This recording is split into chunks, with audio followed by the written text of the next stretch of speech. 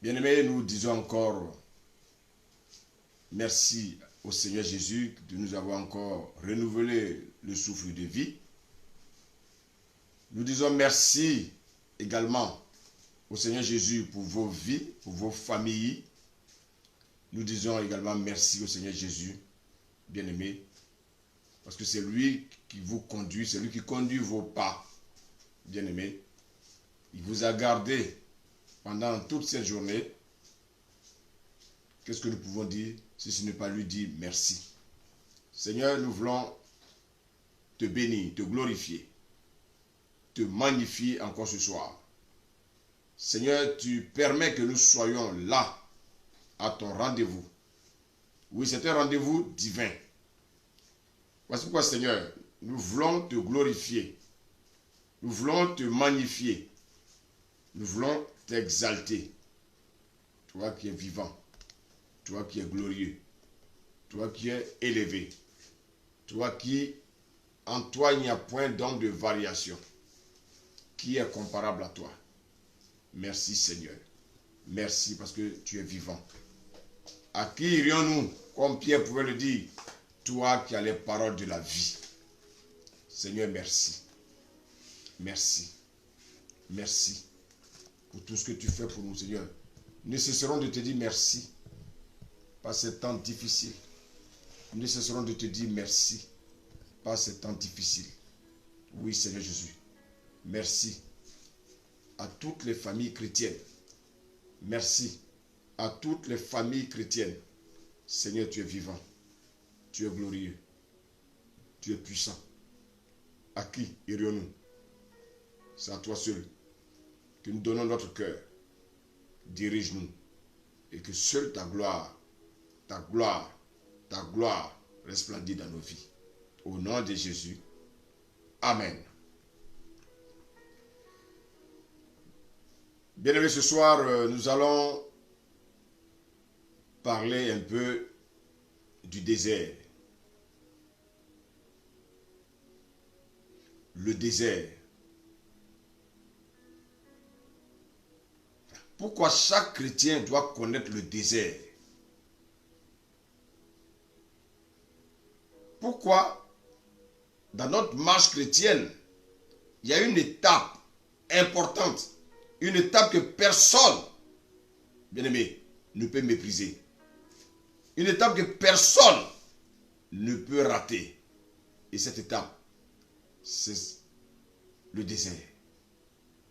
Bien-aimé, nous allons prendre nos Bibles dans le livre d'Osée. Serviteur JC, Osée 2. Osée 2. Amen. Amen. Osée 2. On va lire le verset 14. Merci Seigneur pour ta parole. Excusez-moi. Osée 2, verset 14. Merci Seigneur. Merci Seigneur. Gloire à Dieu. Amen. Amen. Amen.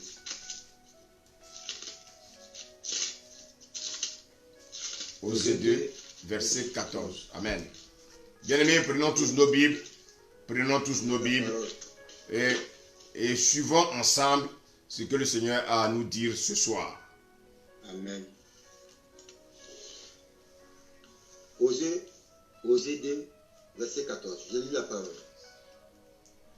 Il ravagerait ses vignes et ses figuiers, dont elle disait, c'est le salaire que m'ont donné mes amants. Je les réduirai en une forêt, et les bêtes des champs les dévoreront. Continue. Verset 15. Je la châtierai pour le jour où elle ensassait les Baals, où elle séparait de ses anneaux et de ses colliers, allait après ses amants, et m'oubliait, dit l'Éternel. Verset 16. C'est pourquoi voici. Continue. Je vais la tirer à la conduite au désert. Je vais l'attirer à la conduire au désert. Et je parlerai à son cœur. Oh Seigneur, ta parole est merveilleuse. Oh Père, Amen. éclaire-nous ce soir. Oh Seigneur, éclaire-nous. Éclaire-nous. Éclaire-nous. Éclaire-nous. Éclaire-nous.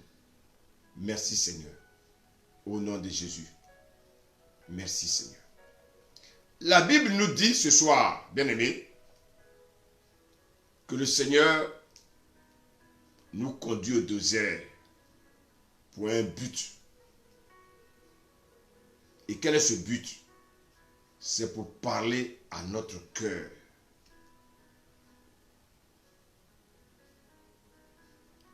Bien-aimés, nous savons, par exemple, une personne qui vivait sous l'emprise, par exemple, de l'alcool, qui vivait sous l'emprise de la drogue, et les parents décident de te conduire dans un centre de désintoxication. C'est pour un seul but. Et ce but, c'est de t'offrir une vie meilleure. Et non seulement, on va te offrir une vie meilleure, mais c'est aussi te rendre responsable. Alors, il existe une étape cruciale, une étape d'épreuve entre la sortie de la drogue et la prise effective de cette nouvelle vie. Cette étape s'appelle le désert. Cette étape s'appelle encore la quarantaine. Alors, bien aimé, le désert te servira à te sevrer petit à petit. Vous avez quelqu'un qui est sourd, qui est grand consommateur de drogue, vous ne pouvez pas le sevrer d'un seul coup. Non. On va commencer à le sevrer petit à petit. Petit à petit. Parce que son organisme s'est habitué à la drogue. Donc, petit à petit, on va commencer à le sevrer. Mais dans ce sevrage, on a besoin de sa volonté. Vous savez, il y a des circonstances dans lesquelles Dieu a besoin de notre volonté. Et se droguer, on va commencer à lui donner des petites doses. Alors, quand est-ce qu'il va prendre fin, sa désintoxication? Ça dépend de lui.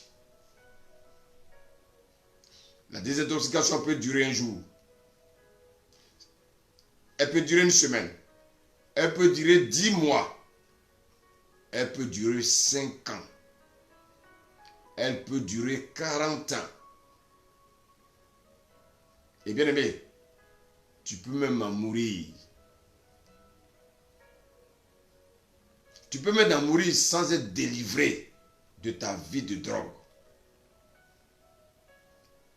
C'est pour cela, il faut te mettre, bien aimé, dans des conditions difficiles de manque de ton ancienne vie. Bien aimé, le désert, c'est une nouvelle vie. Le désert, c'est une étape pour nous conduire dans une nouvelle vie. Alors, c'est quoi le désert? Le désert, c'est une épreuve d'abandon. C'est une épreuve de renoncement à la chair. Le désert, c'est une épreuve de renoncement aux convoitises charnelles. Le désert, c'est une épreuve d'apprentissage à adopter la nouvelle vie du royaume. Bien-aimé, le royaume à venir, c'est un royaume dans lequel nous vivrons en esprit. La chair n'a pas sa place dans ce nouveau royaume qui nous attend. Et pour cela, bien-aimé, quand on lit un peu l'histoire de la Bible, l'histoire commence par un monsieur qu'on appelle Adam. Adam va pécher dans le jardin. Et Dieu va, à un moment donné, envoyer le déluge. Parce que Dieu voulait refaire, bien-aimé, une nouvelle vie, de nouvelles personnes avec lesquelles Dieu allait les conduire. Et pour cela, Dieu va choisir un monsieur qui s'appelle Abraham. Mais regardez bien, Dieu va choisir un idolâtre. Donc, bien aimé, quelqu'un qui est semblable à quelqu'un qui consomme la drogue. Vous savez, un idolâtre, c'est sa vie. Il ne peut pas vivre sans pratiquer l'idolâtrie. Alors, Dieu va choisir cet homme. Notre Dieu, il est trop puissant. Il prend quelqu'un qui est drogué, bien aimé, il le lave, il le transforme, et cet homme-là devient son serviteur. Est-ce que notre Dieu n'est pas puissant? Bien aimé. Et donc Dieu choisit un idolâtre qui ne connaît pas Dieu. Un idolâtre qui ne connaît pas Dieu. Quelqu'un bien aimé qui vit dans les fétiches. Il ne connaît que les fétiches. Un homme qui ne connaît que l'adoration de la créature. Dieu va demander à cet homme de quitter. Waouh! Waouh! Waouh! Dieu va demander à cet homme de quitter. Mais de quitter quoi? De quitter sa patrie. De quitter son pays. Et de quitter la maison de son père. Dans quel but? Pour lui donner une nouvelle vie.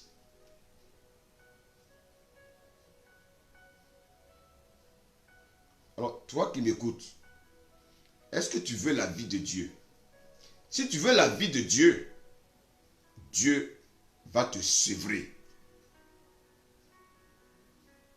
Tu ne peux pas, bien-aimé, chercher la vie de Dieu et continuer à flirter avec ton ancienne vie. Alors, qu'est-ce que Dieu va faire? Dieu va sortir Abraham de ses habitudes. Dieu va sortir Abraham, bien-aimé, de sa famille. Malheureusement, beaucoup ont du mal à sortir de leur famille. Bien-aimé, si tu ne peux pas sortir de ta famille, tu ne peux pas marcher avec Dieu. Tu ne peux pas marcher avec Dieu. Il y a des choses que Dieu va vouloir te confier.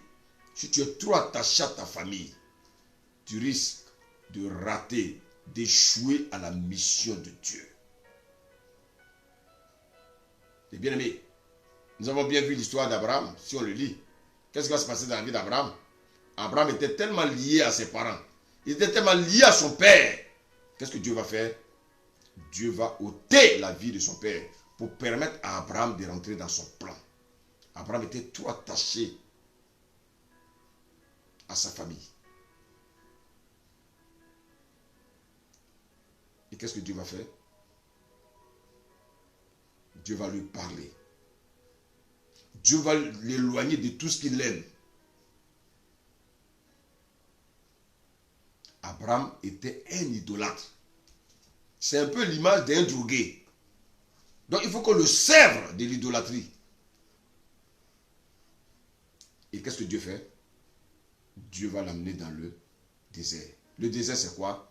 C'est le fait de quitter sa famille, de quitter son pays et de quitter, bien-aimé, sa patrie. Alors, bien-aimé, il faut que ces choses soient bien comprises. Parce que si nous ne comprenons pas ces choses, nous n'allons pas comprendre ce que Dieu veut faire avec nous. Alors, cet homme, Dieu va prendre Abraham avec un seul individu. Dieu va tisser une alliance avec lui.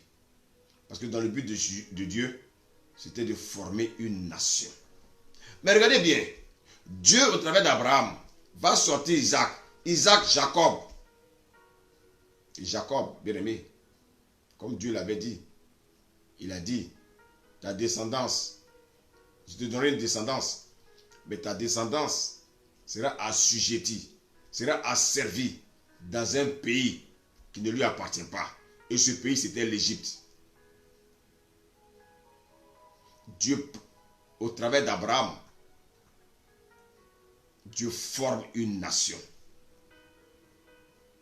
Donc une nation est formée. Et cette nation va séjourner où? En Égypte.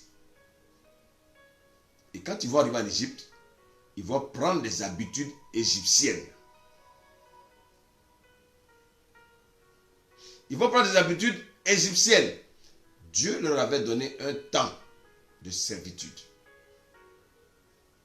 Et quand ce temps est arrivé, le peuple a commencé à crier à Dieu. Et qu'est-ce que Dieu va faire? Dieu va envoyer Moïse pour les libérer. Mais lorsque Dieu les libère de l'Égypte, la Bible nous dit qu'il y a un chemin qu'on appelle le chemin des Philistins. Et ce chemin permettait à Israël d'arriver à Canaan en 11 jours. Mais qu'est-ce que Dieu va faire? Dieu va les faire traverser le désert. Pourquoi? Parce que Dieu voulait parler à leur cœur. Ils ont emmagasiné les mauvaises habitudes de l'Égypte. Avec les mauvaises habitudes de l'Égypte, on ne peut pas rentrer à Canaan. C'est impossible. Notre Dieu, il ne marche pas avec les gens charnels. Mais regardez bien. Le peuple est sorti de l'Égypte. Mais l'Égypte n'est pas sortie du peuple. Le peuple aimait encore l'Égypte. Voici pourquoi, bien aimé, par moment, ils se plaignaient à Moïse. Ils veulent manger des concombres, ils veulent manger des viandes, ils veulent manger ceci. C'est comme ça qu'aujourd'hui, toi, tu fais. J'arrive à toi, tout à l'heure. Et qu'est-ce qui va se passer? Le Seigneur a dit, n'aime point l'Égypte, ni les choses qui sont en Égypte. Car celui qui aime l'Égypte, l'amour du Père n'est point en lui. Mais c'était mal connaître le peuple d'Israël. L'Égypte était en eux. Pourquoi? Parce que quand ils étaient en manque de nourriture, quand ils étaient en manque de leur convoitise charnelle, quand ils étaient en manque de leur habitude de l'Égypte, ils commençaient à crier. Ils cherchaient toujours à revenir en arrière. Bien-aimés. Et qu'est-ce qui va les condamner? C'est le fait de chercher toujours à revenir en arrière qui va les condamner. Et beaucoup ne vont pas rentrer à Canaan. Bien-aimés. De même, toi et moi, nous étions où? On va lire un passage. Colossiens, serviteur JC. Colossiens 1, à partir du verset 12.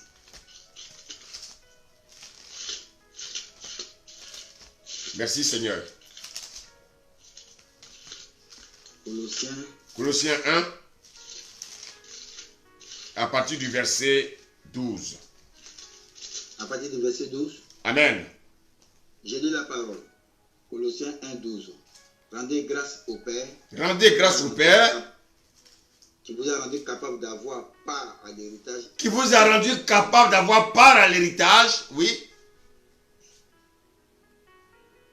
Des saints dans la lumière. Très bien. Verset 13. Qui nous a délivrés de la puissance des ténèbres et nous a transformés dans le royaume du Fils de son amour. Merci Seigneur, merci Seigneur. Donc la Bible nous dit que Dieu, qu'est-ce qu'il a fait? Il a eu pitié de nous à un moment donné, bien aimé. Nous étions fatigués et chargés. Et il nous a mis sur le chemin de quelqu'un qui nous a annoncé l'évangile. Et qu'est-ce que Dieu va faire? Dieu va nous transporter, bien aimé, de la puissance des ténèbres, bien aimé, pour nous conduire. Il va d'abord nous délivrer de la puissance des ténèbres et nous transporter où? Dans le royaume du Fils de son amour. Bien-aimé, qu'est-ce que cela veut dire? La même histoire se répète. Alors que, bien-aimé, l'histoire de l'Égypte est une histoire qui doit t'aider à ne pas commettre aussi les mêmes erreurs. Mais regardez aujourd'hui les gens qui sont assis dans les églises. Regardez comment ils aiment le monde. Le Seigneur les a sortis du monde. Comme le Seigneur a sorti l'Égypte, et Israël de l'Égypte. Israël voulait retourner encore en Égypte. Aujourd'hui, beaucoup de chrétiens retournent dans le monde parce qu'ils aiment encore les choses du monde. Ils ont encore les habitudes du monde. Ils ont encore les habitudes du monde. Ils ont les habitudes du monde. Et bien aimé, qu'est-ce que nous devons comprendre? Si nous avons les habitudes du monde, bien aimé, nous ne pouvons pas rentrer dans la nouvelle Jérusalem. Oui, beaucoup pensent que c'est le fait d'aller dans une assemblée qui va les sauver. Bien aimé, regardez bien. Le Seigneur a délivré son peuple de l'Égypte. Mais il y en a qui ne sont pas rentrés. Il y en a qui ne sont pas rentrés. Combien ils sont rentrés? 2. Et donc ça doit t'amener à bien réfléchir pour dire, mais attends, au temps de l'Égypte, beaucoup ne sont pas rentrés. Mais en notre temps, qu'est-ce qui va se passer? Bien-aimé, ce sont des questions que tu dois te poser tous les jours. Beaucoup aujourd'hui sont venus à Christ, mais ils ne veulent pas abandonner leur vaine manière de vivre. Ils aiment encore le monde. Ils aiment les choses du monde. Comme Israël aimait l'Égypte, ils aimaient, bien aimé, les pratiques de l'Égypte. Bien aimé, aujourd'hui, le Seigneur nous a sortis du monde. Parce que nous avons accepté la parole. Nous avons accepté que Jésus soit notre Seigneur et Sauveur. Et aujourd'hui, comme on nous appelle l'Église. Bien-aimé. Et de la même manière, le Seigneur a sorti Israël de l'Égypte pour le conduire dans le désert. C'était pourquoi? C'était pour parler à leur cœur.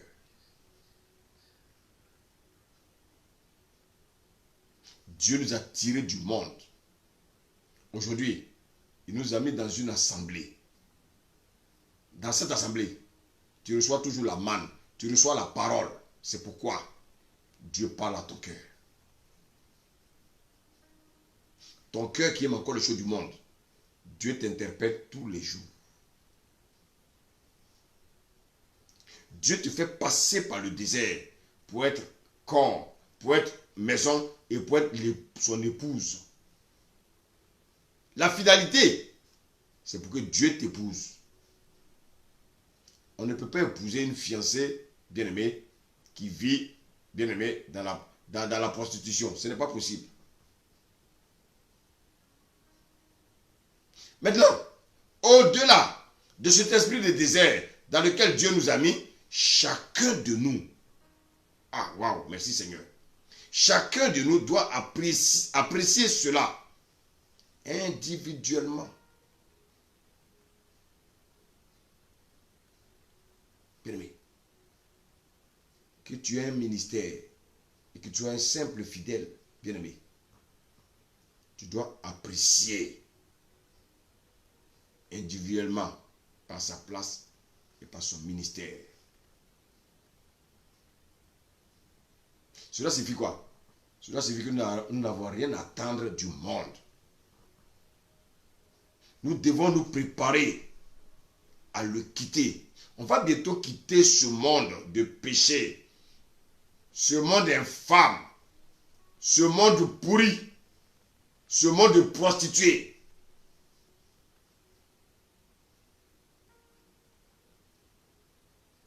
Nous devons bientôt le quitter.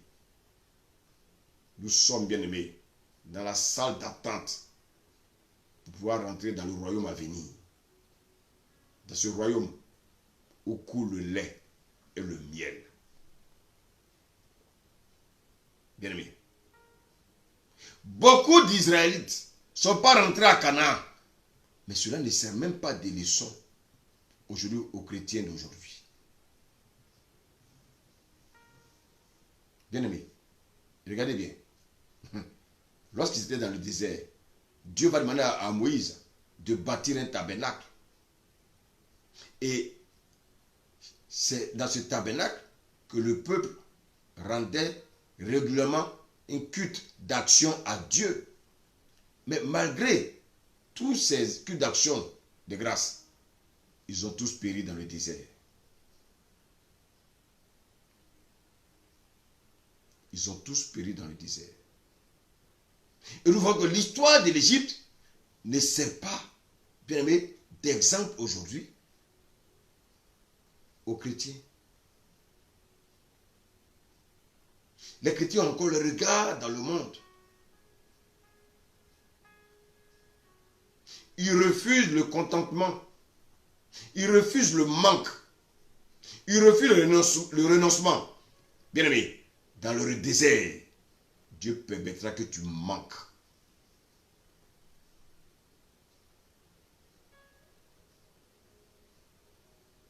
Les gens sont aujourd'hui à la recherche du gain, de l'enrichissement. Bien-aimés. Et malheureusement, qu'est-ce qu'on constate? Cette attitude pousse les chrétiens à retourner dans la maison de servitude qu'on appelle le monde. Bien-aimés. Et si tu retournes dans la maison de servitude, tu ne pourras pas rentrer dans le royaume. Vous savez, rentrer dans le royaume n'est pas un jeu. Parce que Dieu doit s'assurer que nous avons bien quitté le monde et ses convoitises. Regardez combien de fois les chrétiens courent chaque jour. Quand les chrétiens courent là, c'est pour aller chercher quoi? C'est pas pour aller faire l'œuvre de Dieu. C'est pour rechercher les choses charnelles. Bien oui. En tant que serviteur, en tant que simple chrétien, c'est vrai que tu n'es peut-être pas prédicateur, mais tu es un enfant de Dieu. Et dans ta pensée, tu cherches aussi à rentrer dans la nouvelle Jérusalem. Bien-aimé, c'est le même esprit. Tous ceux qui doivent rentrer dans la nouvelle Jérusalem doivent avoir le même esprit. Nous sommes mis en condition pour nous sauver et sauver ceux qui nous écoutent. Lorsque nous allons évangéliser, il y a des personnes qui nous écoutent. Mais si nous ne sommes pas dans les conditions du salut, comment nous pouvons aider les autres aussi à rechercher le salut? Et il faut savoir que tout chrétien doit passer par le désert. Dieu n'est pas pressé.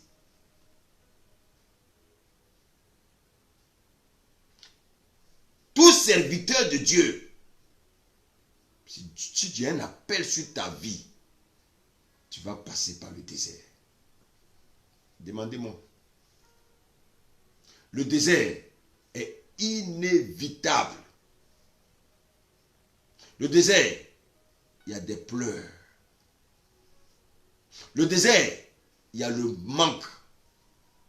Je vous ai parlé, bien aimé, je vous ai donné l'exemple bien aimé de ce drogué. Il a l'habitude de consommer la drogue. Mais dans le sang de désintoxication, on va commencer à le priver de sa drogue. Dans le désert, Dieu va te priver des choses que tu aimes dans le monde. Dieu va te priver, bien-aimé, des choses qui font plaisir à ta chair.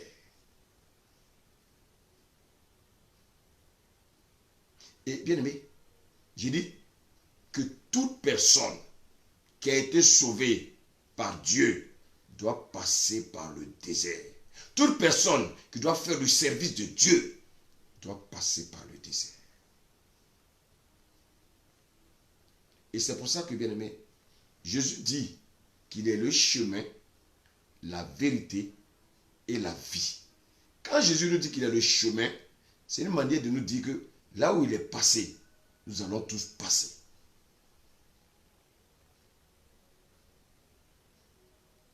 Serviteur, on va lire Luc 2, s'il te plaît.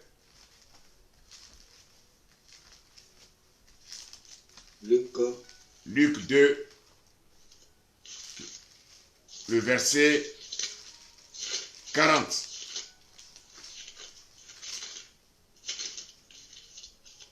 Merci Seigneur. Lis à partir du verset 39. Ok.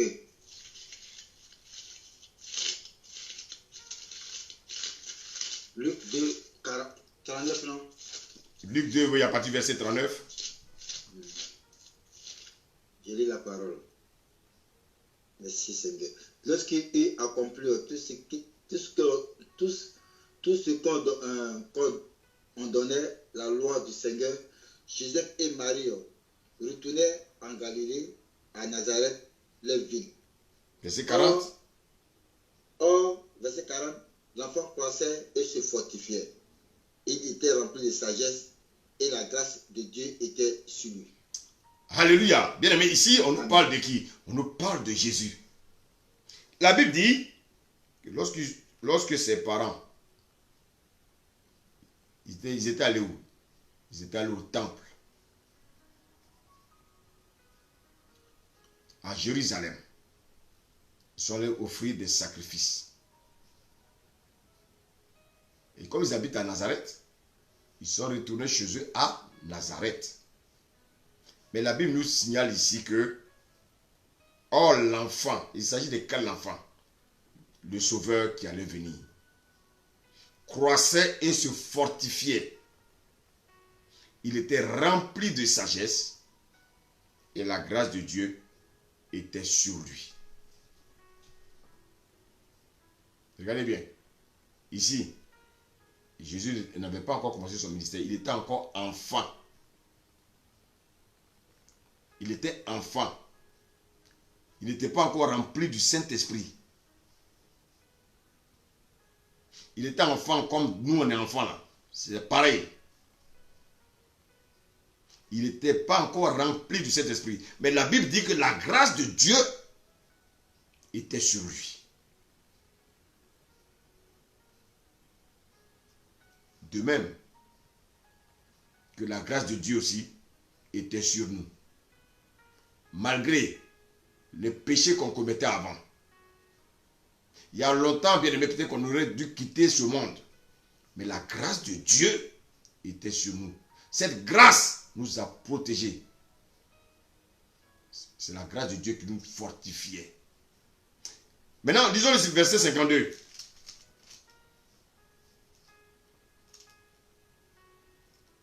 Verset 52. Attends, avant de lire 52, lis à partir du verset 46. Verset 46.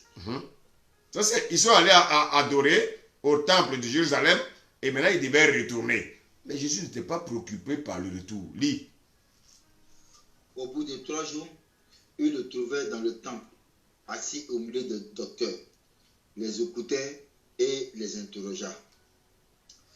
Tous ceux qui l'entendaient étaient frappés de son intelligence et de ses réponses. Regardez, il avait quel âge? Il avait quel âge? Il avait 12 ans. 12 ans. Je vous pose la question. Vos enfants qui ont 12 ans,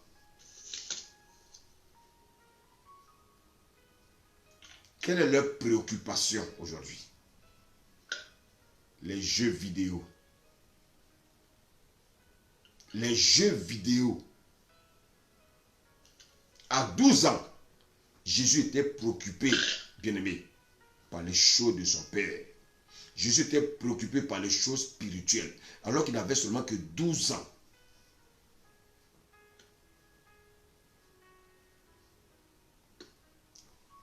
À quoi, bien-aimé, vous occupez vos enfants? Aux jeux vidéo? Aux choses du monde? Parce que vous voulez vous ressembler au voisin d'en face. Mais le voisin d'en face ne connaît pas Dieu. Il achète des jouets diaboliques pour donner à ses enfants. Toi aussi, tu achètes les mêmes choses pour tes enfants. Vous savez, souvent, on est tellement complexé. On est tellement complexé qu'on veut faire comme les impies. On veut faire comme les incirconcis. Or, c'est les incirconcis qui devaient copier sur nous. Jésus avait seulement 12 ans. Continue la lecture, serviteur. Verset 48. Quand ses parents le virent, il fut saisi d'étonnement et sa mère lui dit, mon enfant, pourquoi as-tu agi de la sorte avec nous? Voici, ton père et moi, nous te cherchions avec angoisse. Verset 49. Il est dit, pourquoi me cherchez-vous? Ne savez-vous pas qu'il faut que je m'occupe des affaires de mon père? Mais il ne comprit pas ce qu'il leur disait. C'était des gens charnels. Ils ne peuvent pas comprendre. Ils sont charnels. Ils ne peuvent pas comprendre. Les hommes charnels ne peuvent pas comprendre les choses spirituelles. C'est pour ça que dans des couples, souvent, quand monsieur parle spirituel, madame parle des choses charnelles. Quand madame parle des choses spirituelles, monsieur parle des choses charnelles. Il y a une cacophonie dans le couple. Et le diable vient s'installer. Ah, merci Saint-Esprit. La parole de Dieu, elle est trop puissante. Merci Seigneur. Merci Jésus pour ces révélations. Bien-aimé, continue serviteur. Verset 51. Oui. Puis il descendit avec eux pour aller à Nazareth et il était soumis. Sa mère gardait toutes ces choses dans son cœur. Verset 52. Et Jésus croissait en sagesse, en stature et en grâce devant Dieu et devant les hommes. Waouh, regardez bien, il y a quelque chose qui s'est passé ici. Tout à l'heure, qu'est-ce qu'on a vu? La Bible nous dit ici, dans le verset 40, or l'enfant croissait et se fortifiait.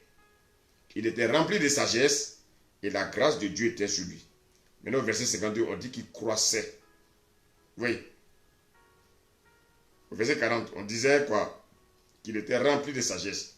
Et là, on dit maintenant qu'il croissait en sagesse, en stature et en grâce devant Dieu et devant les hommes. Jésus était encore un enfant. Mais bien aimé, il était déjà préoccupé par les choses célestes. Jésus n'était pas préoccupé par les choses terrestres.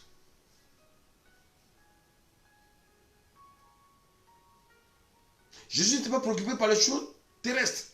Il était préoccupé par les choses célestes. Es-tu préoccupé par les choses célestes? À quoi ton cœur est attaché? Oui, tu dis que tu aimes Dieu. Oui, tu l'as chanté dans le quartier, c'est bien. Le quartier ne voit pas que ton cœur est attaché aux choses célestes. Parce que tu fais les mêmes choses comme eux. La preuve en est, tu as même honte de leur annoncer Jésus. Le Seigneur dit que si tu as honte de moi, j'aurai honte de toi aussi.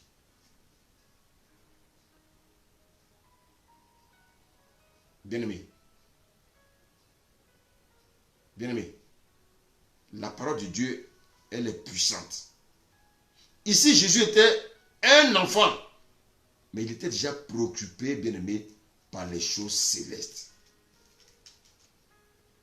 Maintenant, quelque chose va se passer. N'oublions pas qu'ici, il est encore un enfant de Dieu. On va aller dans Luc. Luc 3, verset 21, serviteur. Luc 3, 21.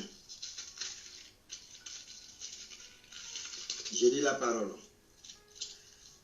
Et tout le peuple se faisait baptiser. Jésus fut aussi baptisé. Et pendant qu'il priait, le ciel s'ouvrit. Et le Saint-Esprit descendit sur lui, sur une forme corporelle, comme une colombe, et une voix fit entendre du ciel ces paroles. Tu es mon fils bien-aimé, en toi j'ai mis toute mon affection. Alléluia. Amen. Alors, on dit Jésus fut baptisé. Regardez, hein. Lorsque Jésus était enfant, il n'avait reçu aucun baptême. Nous devons prendre l'exemple sur Jésus. Vous qui adorez la reine du ciel, écoutez-moi bien, on ne baptise pas les enfants. Les enfants n'ont pas encore l'âge de la conscience pour pouvoir décider de leur vie. C'est les enfants qui doivent décider s'ils doivent devenir chrétiens ou pas. Vos baptêmes que vous faites avec vos bébés là, parce que vous avez envie de boire l'alcool, vous avez envie de manger, vous allez tuer des moutons, vous tuez des bœufs pour le baptême d'un bébé. Un bébé, on ne le baptise pas. Si tu as envie de boire l'alcool, va boire l'alcool et laisse le bébé en paix. On ne baptise pas les bébés, c'est démoniaque.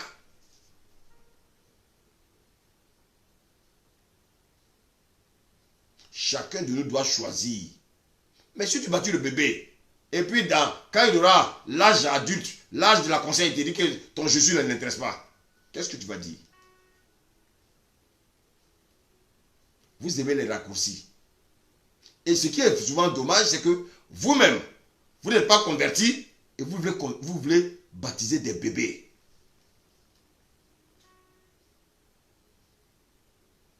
Écoutez-moi bien, je vous aime. On ne baptise pas les bébés. Laisse le bébé, il va grandir. Regardez l'exemple de Jésus. Là, il a atteint maintenant l'âge de 30 ans. Et quand il a eu l'âge de 30 ans, il a décidé volontairement. Est-ce qu'ici on nous a dit que ses parents l'ont accompagné se baptiser? Non! De son propre chef, il a décidé d'aller se faire baptiser. Et la Bible nous dit que la colombe est descendue sur lui. Et il y a la voix qui va se faire entendre. On dit le Saint-Esprit descendu sur lui. Ça veut dire quoi? Le Saint-Esprit n'était pas encore en lui. Il faut bien écouter la parole.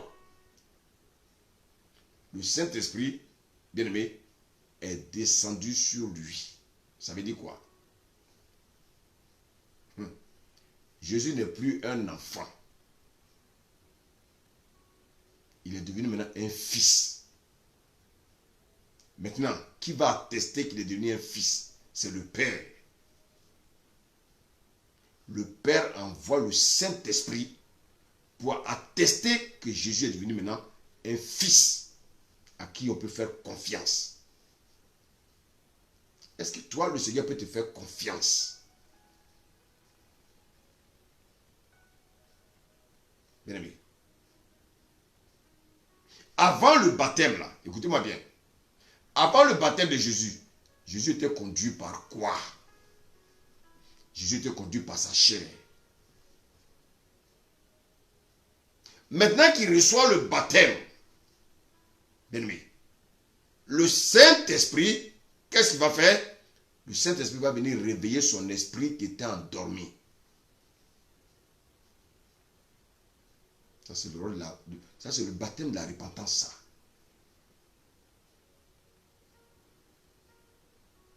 Bien-aimé. Il va venir réveiller son esprit qui était endormi. Bien-aimé. Bien-aimé. Et quand il va réveiller son esprit, la Bible nous dit quoi? Le Seigneur va confirmer. Tu es mon fils bien-aimé. Écoutez-moi bien. On ne confie pas un héritage à des enfants. On confie un héritage à des fils. On ne confie pas un ministère à des enfants. Il y a des gens, à peine, ils ont une prophétie, qu'ils ont l'appel, ils pensent que le ministère doit commencer le lendemain. Frère, ça ne se fait pas comme ça. On ne brûle pas les pistes. Parce que le ministère, ça brûle. Le ministère, il y a les larmes qui coulent. Le ministère, il y a la souffrance. Le ministère, tu dois te priver de certaines choses. Et bien aimé, ici, qu'est-ce qu'on voit? Bien aimé, Jésus qui marchait par la chair, maintenant, la Bible nous dit quoi? Serviteur, on va maintenant dans Luc 4, à partir du verset 1. Luc 4, verset 1. Je lis la parole. Jésus, rempli du Saint-Esprit, revint du Jourdain et il fut conduit par l'Esprit dans le désert. Merci, serviteur. Maintenant qu'il a été baptisé, maintenant que le Père a confirmé, celui-ci est mon fils bien-aimé en qui j'ai mis toute mon affection. Il a reçu maintenant l'attestation. Il a reçu, bien-aimé, le Seigneur a confirmé maintenant qu'il est un fils.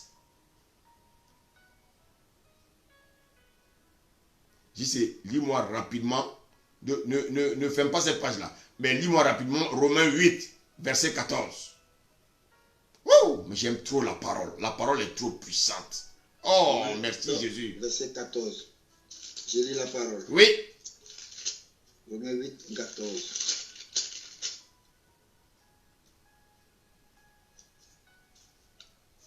Car tous ceux qui sont conduits par l'Esprit de Dieu sont fils de Dieu. Donc le Père a attesté que celui-là est mon fils. Maintenant, qui va le conduire? C'est le Saint-Esprit. Je sais, est-ce que tu vois? La parole est douce, non? Amen. Mais la parole est puissante. Maintenant qu'il a été, bien-aimé, attesté par le Père dit, celui-là, je mets mon sceau sur lui. Il est mon fils. Maintenant, le Saint-Esprit dit, comme le Père a attesté, maintenant c'est moi, le Saint-Esprit, qui va le conduire. Il ne va plus se laisser conduire par Marie. Il ne va plus se laisser conduire par Joseph. Il ne va plus se laisser conduire par sa chair. Maintenant, c'est le Saint-Esprit qui va le conduire. Bien-aimé. Bien-aimé. Après mon baptême, bien-aimé,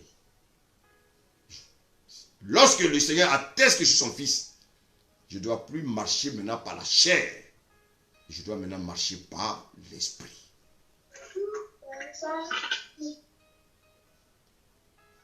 Parce que mon statut change. Je ne suis plus un homme terrestre pour être conduit par ma chair, mais désormais, la chair est morte et elle laisse la place au Saint-Esprit. Quand on parle de la repentance de Jésus, il y en a qui sont surpris de mais il est fils de Dieu, comment il peut se repentir? Écoutez bien le message. Vous allez avoir les révélations. L'Esprit de Dieu est là pour nous révéler les choses. C'est pour ça que si tu es chrétien et que tu n'as pas l'Esprit de Dieu, comment tu vas faire? La repentance est faite pour le Fils de l'homme. Et puisque Jésus en est un, alors il s'est aussi repenti. En fait, le baptême est la première œuvre de la foi du croyant. Jésus devait passer par là. Pour faire quoi? Pour nous montrer le chemin. Pour nous montrer l'exemple. Pourquoi? Parce qu'il était dans la chair. Il était sous le pouvoir du péché et de la loi, comme tout homme. La seule différence, bien aimé, c'est que Jésus ne s'est pas repenti parce qu'il a péché, mais il s'est repenti devant Dieu pour ne pas pécher. Il s'est repenti devant Dieu pour accomplir la volonté de Dieu. Il s'est repenti devant Dieu pour ne pas céder à la tentation de la chair. Regardez bien ce qui s'est passé à Gethsémani. Ah oui, sa chair a failli lâcher. Mais, comme il est fils, vous savez, les fils, ils ne commettent plus le péché. Les fils, c'est ceux-là qui ont atteint la statue parfaite. Les fils, c'est ceux-là qui ont atteint la maturité. Et donc, vous voyez que le baptême de Jésus fut son engagement à accomplir la volonté, bien-aimée, de Dieu sans commettre la moindre erreur. Bon, on peut extrapoler également aussi en parlant également de changement de sacerdoce. Parce que Jésus maintenant devait rentrer dans son ministère. Jésus n'allait pas opérer sur le sacerdoce lévitique. Non! Il devait opérer sur le sacerdoce de Melchisédek. Donc là, tout ce qui s'est passé là, il y avait en même temps le changement du sacerdoce. Bien aimé, car c'est de la repentance, c'est-à-dire tourner le dos à l'alliance ancienne, bien aimé, ce qui a été accompli à la croix. Donc le baptême a pour vocation de venir sceller ma nouvelle naissance. Jésus venait d'être né de nouveau.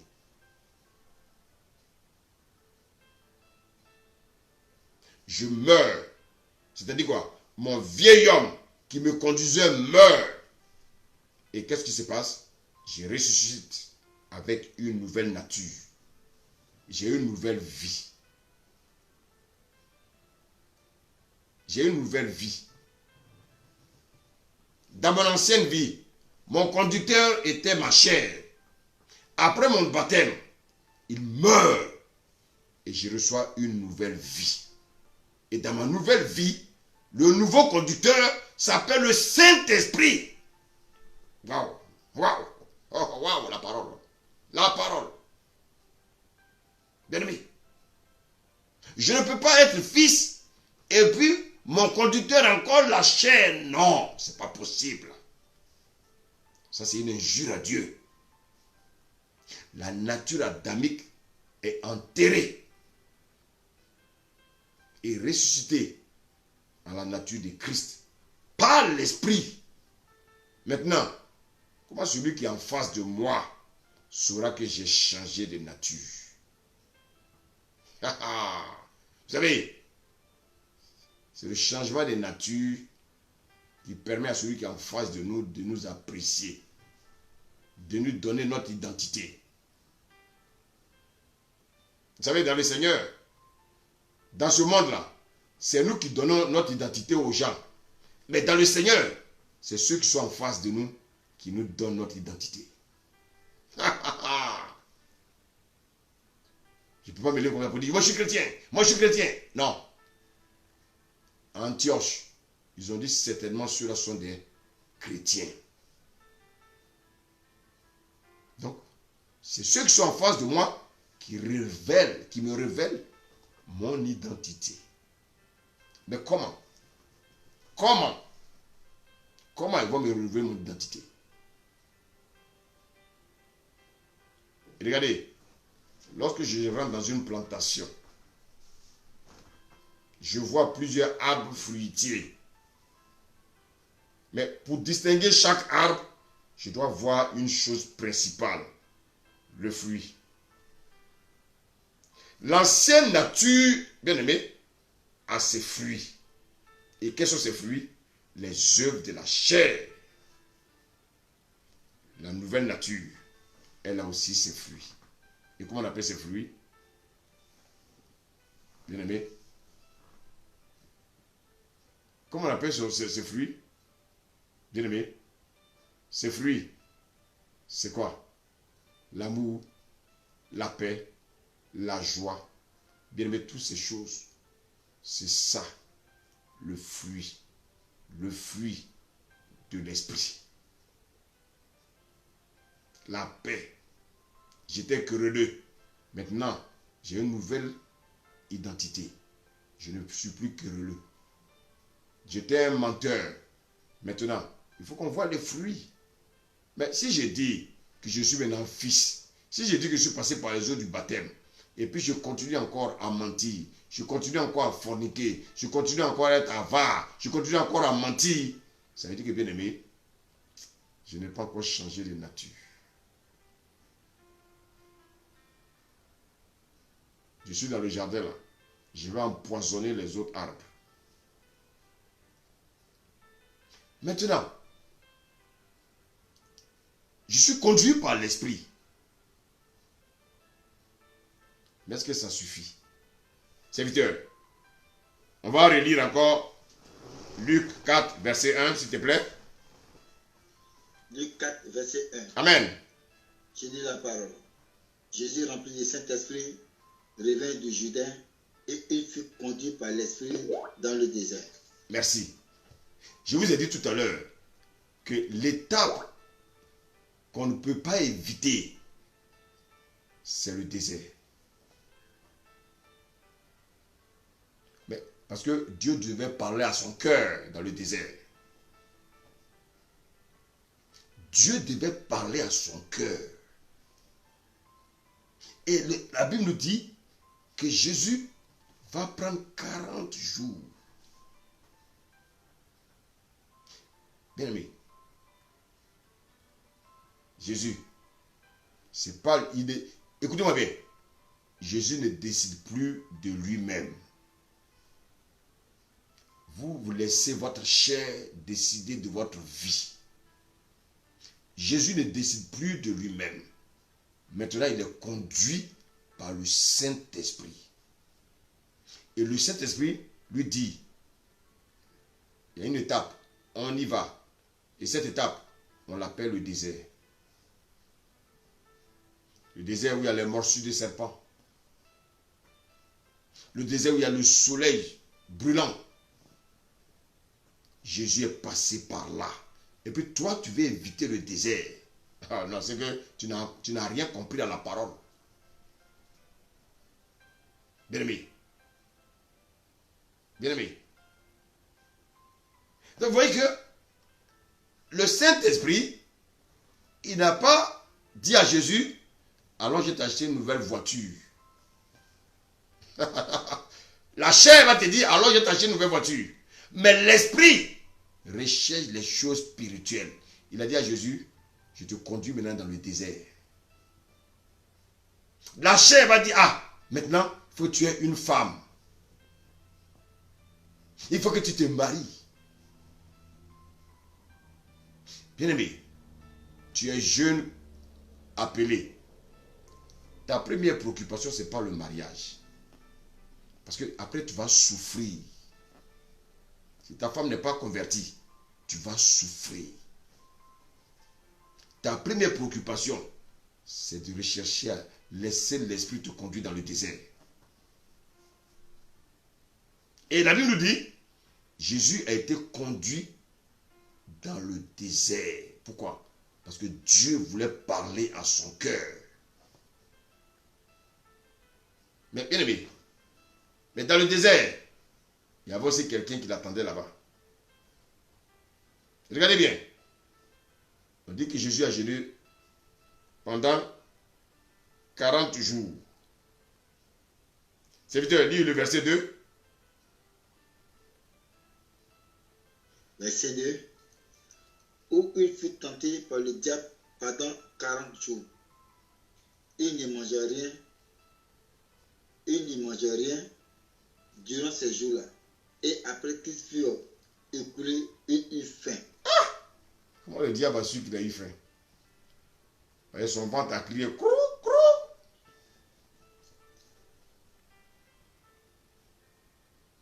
Bien aimé, le diable n'a pas peur du jeûne.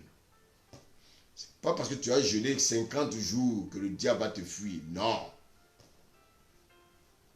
Toi, tu ne peux pas jeûner plus que les bouddhistes. Tu ne peux pas jeûner plus que, bien aimé, les hindouistes. Quand tu jeûnes un jour, là, on dirait que tu vas mourir. Tu jeûnes 2 jours, on dirait que tu vas mourir. Bien aimé, le jeûne est indispensable pour tout chrétien.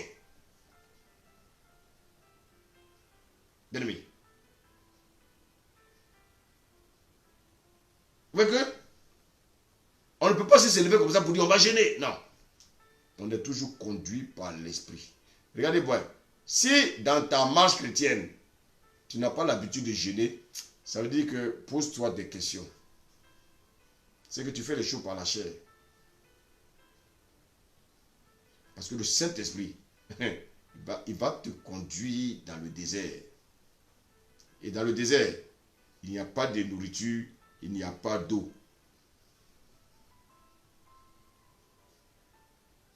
Le Saint-Esprit nous conduit dans le désert. Jésus devait rentrer dans son ministère.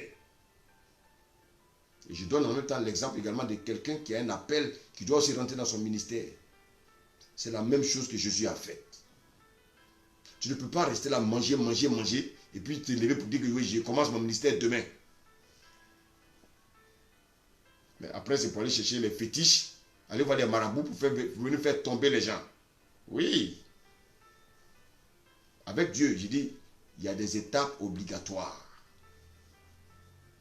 Il y a combien d'hommes de Dieu qui jeûnent aujourd'hui? Il y en a combien? Bien-aimé.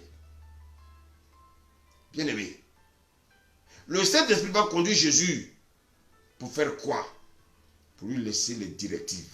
Jésus devait rentrer dans son ministère. Il va lui laisser les directives. Donc tout homme de Dieu, avant de rentrer dans son ministère, il doit, bien aimé, se laisser conduire par l'Esprit dans le désert afin de recevoir, bien aimé, les consignes. Le Saint-Esprit va faire un travail avec toi. Il va nettoyer ce qui ne va pas encore en toi. Et pendant qu'il te nettoie, n'écris pas, laisse-le travailler. Mais, pendant qu'on jeûne, on est tenté. Bien-aimé. On est tenté. Le diable est là, il est là pour nous tenter. Dieu te dit, fais 3 jours à sec. Le diable va t'emmener un petit mal de tête. Tu vas dire, oui, comme j'ai mal à la tête, je vais boire un peu d'eau. Ce n'est pas ce que le Seigneur t'a dit. Ce n'est pas ce que le Seigneur t'a dit. Le diable, il n'a pas changé. C'est un rusé. Parce qu'il sait que tu vas sortir, si tu sors de là, tu seras insaisissable. Quand tu vas sortir de là, tu seras tellement rempli de l'esprit que, bien aimé, tu seras un danger contre lui. Donc pendant que tu jeûnes là, il va te tenter. Qu'est-ce qu'il recherche? Que tu te décourages et tu recherches les choses charnelles. Bien aimé. Bien aimé. Le diable n'a pas changé. Il utilise toujours la ruse. Il va utiliser la ruse, bien aimé, contre qui? Contre quelqu'un qui a la crainte de Dieu. Quand il va voir que tu es en train de t'intéresser aux choses de Dieu, le diable va apparaître. Le diable n'aime pas ceux qui recherchent les choses de Dieu. Bien-aimé, tu as un appel. De la même manière, Jésus a été conduit par l'Esprit dans le désert. Le Saint-Esprit doit te conduire aussi parce qu'il a des directives. Bien-aimé, ce n'est pas dans la nourriture qu'il va te donner des directives, frère. Regardez bien. Quand le diable sait que ta priorité ou bien tes priorités, ce sont les choses bien-aimé de Dieu, il va chercher à te tenter. Mais comment il va te tenter? Avec les choses du monde.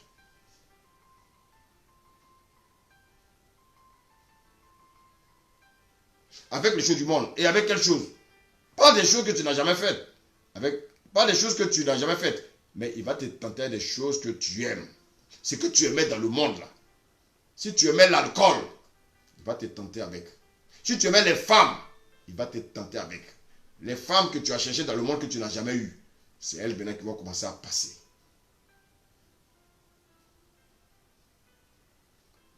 Bien-aimé. La Bible nous dit ici que Jésus ne mangea rien durant ces jours et après qu'il fut écoulé, il eut faim. Donc vous voyez que le jeûne a permis à Jésus d'aller se dépouiller. Le jeûne nous permet de nous dépouiller. Jésus, il allait s'humilier devant le Père. Le jeûne nous permet d'aller nous humilier devant le Père. Toi, tu ne gères rien, jamais. Tu te lèves là, tu prends ta Bible, tu t'en vas prêcher. Tu vas prêcher 365 jours sur 365 jours sans rechercher la face de Dieu. Ça devient charnel. Ah oui. Ah oui. Bien-aimé. Bien-aimé. Il faut rechercher les choses d'en haut. Jésus a recherché les choses d'en haut.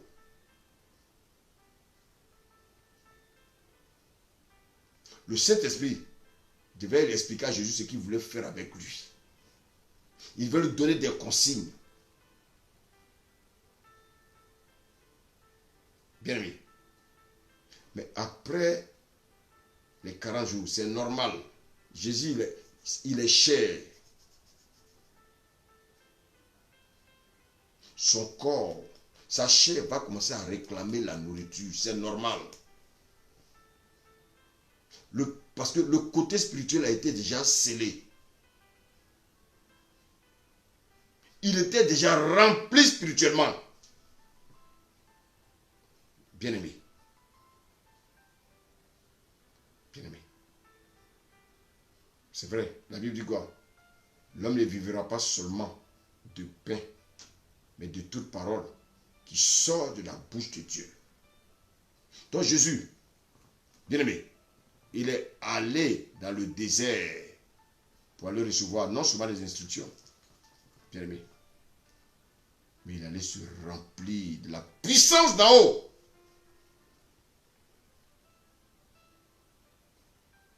La chair fait des réclamations. Mais si on n'est pas fort, on va tomber.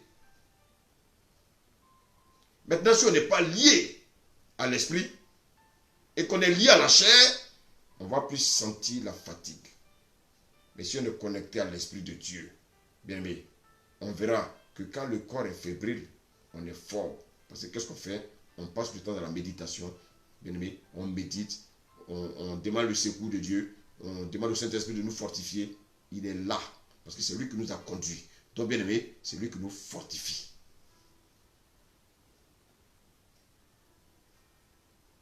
Quelqu'un qui jeûne, si après 3 jours, bien aimé, il n'arrive plus à tenir, cela veut dire, bien aimé, qu'il est livré à la chair.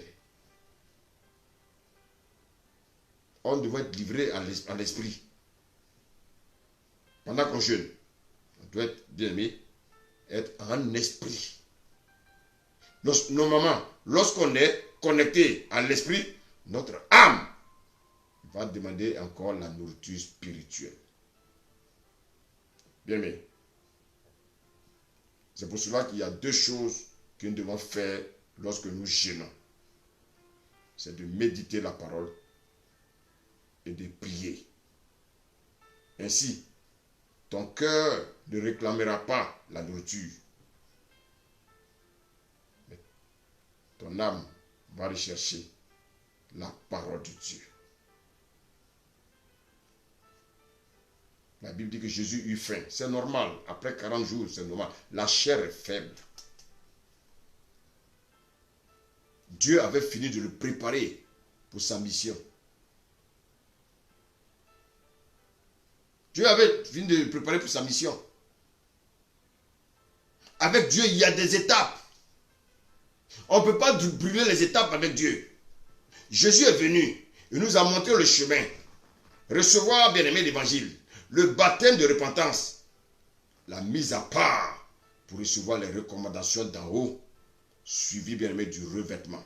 Serviteur, lis le verset 14 de Luc 4. Amen. Amen. Luc 4, verset 14, je lis la parole. Jésus, revêtu de la puissance de l'Esprit, retourna en Galilée, et sa renommée se répandit dans tout le pays d'alentour. Verset 15. Il enseigne. Oui, verset 15. Verset 15, il enseigna dans les synagogues et il était glorifié par tous. Verset 16. Verset 16, il se rendit à Nazareth où il avait été élevé et selon la coutume, il entra dans la synagogue le jour du sabbat et il se leva pour faire la lecture. Amen. Dites Amen. Il relut le livre du prophète Ésaïe. Merci, serviteur. Est-ce Amen. que Jésus, quand il était enfant, il a fait ça? Non. Il fallait que le Père atteste. Il fallait qu'il soit conduit dans le désert pour que le Seigneur lui donne des instructions. Il a été maintenant revêtu de la puissance d'en haut. Il est maintenant rempli du Saint-Esprit. Il est revêtu. Maintenant, il peut aller à la guerre. Maintenant, il peut aller faire l'œuvre de Dieu. Écoute-moi bien, tu as un appel. On ne brûle pas les étapes. Même si tu dois avoir, bien aimé, tu dois suivre 2 personnes. C'est la même étape que tu dois suivre. Alors, bien aimé, toi qui m'écoutes, qui t'a appelé? Quelle est ta part de mission? Quel rôle tu dois jouer dans sa maison? La Bible déclare que nous sommes des vases dans sa maison. Et chaque vase a son rôle. Et donc c'est dans ce moment de jeûne-là que Dieu va se révéler à toi. Dieu va se révéler à toi. Et pour cela, il va te conduire dans le désert. Il va t'isoler pour la bonne disposition de ton cœur. Jésus ne pouvait pas rester, bien-aimé, en famille pour jeûner. Il a quitté la maison familiale. Toi qui m'écoutes, tu sais que tu as un appel sur ta vie. Depuis quand tu as quitté même le lit de ta femme pour aller prendre une semaine, ou même peut-être 3 jours, prendre une chambre d'hôtel pour dire je vais aller chercher la face de Dieu. Tu l'as déjà fait? Tu es cloîtré dans le lit de ta femme. Comme si c'est elle qui t'a appelé. Alors que tu sais que tu as une mission pour le Seigneur. Tu ne peux pas prendre des moments de jeûne par rapport à ton ministère qui arrive. Non. Bien-aimé, écoutez. Bien-aimé, celui qui s'adresse à vous ce soir-là, il a fait ces choses-là. J'ai quitté ma maison. Je prenais une chambre d'hôtel. J'allais chercher la face de Dieu. Les enfants, restez à votre maman, parce que c'est pas ça que Dieu m'a appelé. Dieu m'a appelé à le servir. Vous êtes trop attachés à vos familles. Vous êtes trop attachés à vos femmes. Vous êtes trop attachés. Vous ne pouvez pas sortir un peu de là. Vous ne pouvez pas aller chercher la face de Dieu. Vous dites que vous avez un appel.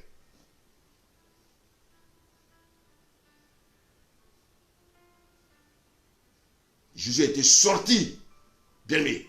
Il a été sorti, bien-aimé, du milieu familial. Le Seigneur l'a conduit dans le désert. Parce qu'il voulait lui donner, bien-aimé, des recommandations. Mais tu es toujours cloîtré là. Quelle recommandation tu attends de Dieu?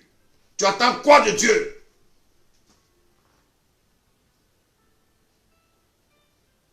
Bien-aimé, tu ne peux pas rester en famille pour rechercher les recommandations de Dieu. Il y a la distraction. Il faut pas tu ne peux pas me dire autre chose. Tu ne peux pas rester entre ta femme et tes enfants pour dire que tu attends les recommandations de Dieu, tu attends que Dieu te parle. Dieu ne te parlera pas. Isole-toi, cherche-toi, laisse-toi conduire par l'Esprit de Dieu qui te conduit dans le désert afin que le Seigneur puisse parler à ton cœur comme il a parlé au cœur de Jésus. Dieu l'a équipé. Avant d'aller pour son ministère, Jésus a été sorti de la maison familiale pour être conduit dans le désert. Les hommes de Dieu d'aujourd'hui, ils n'ont plus le temps. Ils ne peuvent pas prendre des moments hors de leur maison, aller chercher la face de Dieu. Malheureusement, après ils ont des fétiches, ils ont des ceci, ils font tomber les gens, ils parlent de l'onction. Quelle onction? Quelle onction? Et puis ce qui est bizarre, c'est qu'il est conscient lui-même que ça ne vient pas de Dieu. Mais comme dans l'assemblée, les gens ne prient pas, les gens n'ont pas de communion avec le Seigneur, ils n'ont pas d'intimité, il ne peut pas savoir la force que cet homme-là utilise. Bien-aimé, tu as un appel sur ta vie, sors de ta maison de temps en temps. Tu n'as pas besoin qu'on te le dise. Tu dors sur le lit, les enfants sont là, les enfants crient. À quel moment tu vas entendre la voix de Dieu? Tu vas entendre la voix de Dieu comment? Dieu, pour nous parler, pour nous révéler la mission pour laquelle nous appeler, il va nous sortir de notre confort. Vous êtes trop dans votre confort. Il va nous sortir de notre confort pour aller parler à notre cœur. Bien-aimé, quand tu reçois l'appel, c'est parce que tu fais le matin qui intéresse Dieu. Non, non, non.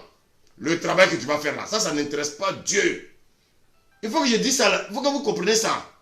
Le travail que tu vas te lever le matin pour aller faire là, ça n'intéresse pas Dieu. Pourquoi Dieu t'a sauvé? Pourquoi Dieu nous délivre? C'est pour le servir. Pas pour aller servir bien-aimé maman. Pas pour aller servir bien-aimé un impie. Pas pour aller servir bien-aimé ton chef. Mais c'est pour le servir. Est-ce que vous avez compris ça? Ayez l'intelligence renouvelée.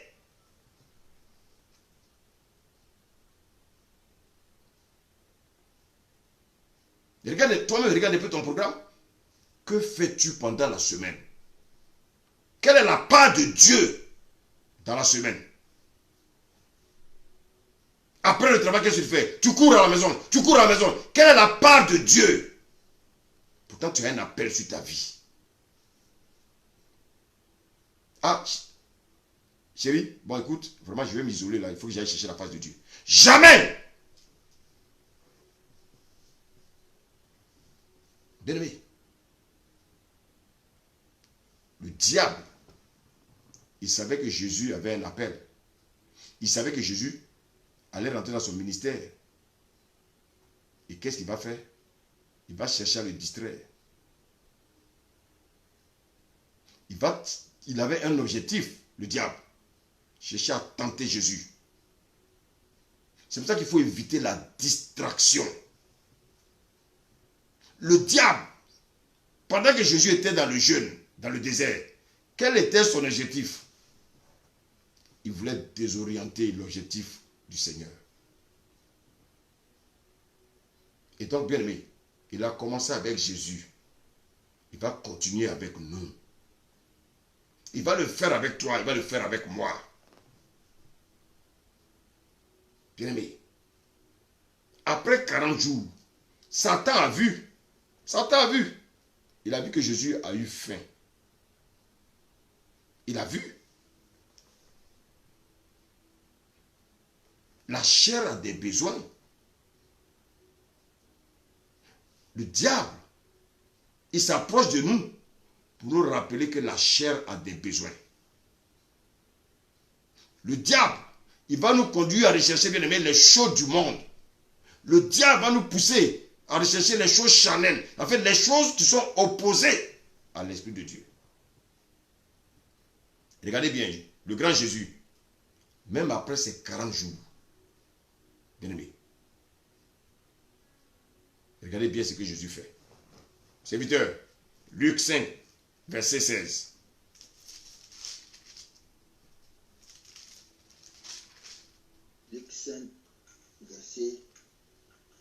16. Ouais, lis après le verset 15, s'il te plaît. Amen. Luc 5, 15, je lis la parole. Sa renommée s'est répandue de plus en plus. Et les gens venaient en foule pour l'entendre et pour être guéris de leur maladie. Verset 16. Et lui, il s'est retiré dans le désert et priait. Oui. Donc, un homme de Dieu doit se retirer de temps en temps pour aller se renouveler. Et donc, quand les gens disent que Jésus a jeûné seulement 40 jours dans sa vie, là, qu'ils lisent bien la Bible.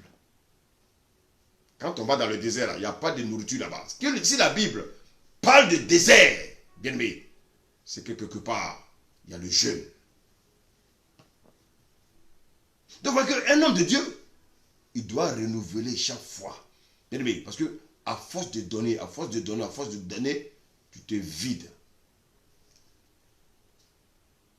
Retourne. L'Esprit va te conduire dans le désert pour que le Seigneur te remplisse. On a besoin d'être rempli. Vous voyez que on ne peut pas nous tromper. On va encore lire Jean 11, verset 54. Jean 11, verset 54.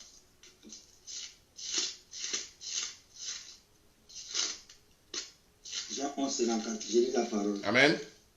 Amen.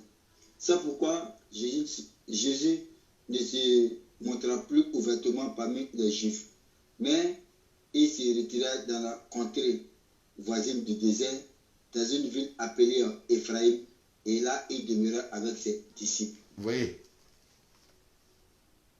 Jésus n'est pas seulement allé au désert une seule fois.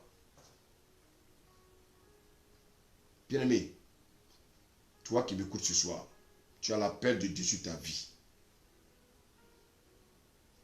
Vis une vie de consécration. Vis une vie de consécration. Ce n'est pas mauvais d'avoir, bien-aimé, les voitures, tout ça. C'est bien. Mais ce n'est pas ça la première préoccupation. Est-ce qu'un vêtement, est-ce que la nourriture, est-ce qu'une voiture, bien-aimé, dites-moi la vérité. Est-ce que c'est des choses qui font du bien à mon esprit? Non. Ce sont des choses qui font du bien à ma chair. Voilà la vocation de Satan. Nous attirer, à nous inquiéter des choses dont notre chair a besoin. Et Jésus n'était pas le seul. Serviteur, retourne dans Luc. Luc 1. Luc 1, verset 80. Luc 1, verset 80. Je lis la parole. Amen. Or, l'enfant croissait et se fortifiait en esprit, et il demeura dans le désert jusqu'au jour où il se présenta devant Israël. Voilà. Il s'agissait de qui? Il s'agissait de Jean-Baptiste. Il y a une préparation à faire quand on doit servir Dieu. Il y a une préparation personnelle. Lorsque, écoutez-moi bien, lorsque tu vois que tu commences à ressentir des besoins charnels, les besoins du monde, c'est-à-dire le diable se présente toujours. Le diable ne va jamais se présenter lorsque nous avons un besoin spirituel. Qu'est-ce que le diable peut nous donner spirituellement? Rien. Jésus va lui dire, il n'y a rien de toi en moi. Le diable, c'est ça. Il va nous amener à rechercher les choses charnelles. Le diable a beaucoup de choses à nous donner charnellement. Pourquoi? Parce qu'il est lié à notre chair. Cette chair qu'il a corrompue depuis le jardin, ça lui appartient. Il dit, ça m'a été donné. Donc, à partir du moment, bien aimé, où notre besoin est lié à un besoin physique, charnel, le diable est disponible pour monnayer avec nous. Regardez bien dans notre quotidien, lorsqu'on a un besoin, le diable nous propose ses projets. Voici pourquoi, bien aimé, si on n'a pas le discernement, on commet des erreurs. Regardez bien. En général, quel est notre choix? Quel est notre choix en général? On choisit toujours ce qui est beau. Regardez dans le mariage. Quelle erreur les hommes n'ont pas commis? Ils cherchent toujours des femmes qui sont belles de figure.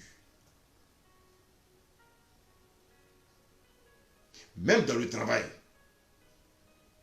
On cherche un travail bien aimé où on a beaucoup d'argent. Et même si on doit travailler les dimanches, on accepte cela. Mais il y a un travail où on est payé moins, mais on ne travaille pas le dimanche, on va refuser cela. Alors qu'on sait qu'on a un appel.